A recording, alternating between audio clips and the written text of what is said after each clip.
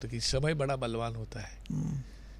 ती वेळच यायला लागते आणि ती वेळ करायची आता आली असावी असं मला दिसते. म्हणून ते मी माझ्या मनावर त्यावेळेला पण शेवटी काय लाईफमध्ये जीवनामध्ये संयम ही गोष्ट फार महत्त्वाची आहे.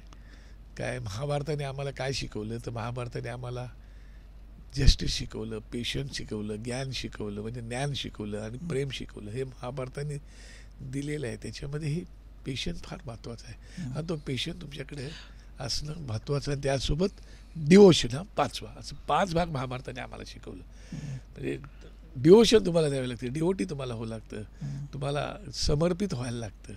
आणि ह्या विषयासाठी मी तसंच ठाकरे कुटुंबासाठी मी समर्पित भावना माझी असल्यामुळे मी तो प्रयत्न करत होतो, करत राहिलो, करत राहणार आहे. पण तेव्हा काय प्रतिसाद मिळाला? तुम्ही कशा प्रकारे प्रयत्न केले जरा हे मला आज जाणून घ्यायला थोडं. तुम्ही काय म्हणजे जे आम्हाला तुम्ही मातोश्रीवरती जाऊन भेटलात, पण त्याच्या व्यतिरिक्त काय केलं जे आम्हाला माहित नाही असं तुम्ही सांगू शकाल की तुम्ही आता काही गोष्टी अशा आहेत की काही गोष्टी बंद दाराड असतात, त्या बंद दाराड राहणंच फार महत्त्वाचं असतं. काही गोष्टी कसं आहे की मी काहीतरी सांगून त्याच्यातून काहीतरी मायलेज मिळवायचं असं काय माझा मनात इच्छा पण आहे आणि माझी ती भावना पण आहे, अपेक्षा पण आहेत. पण मला वाटतं काही गोष्टी ह्या बोलायच्या नसतात तर त्या करायच्या असतात.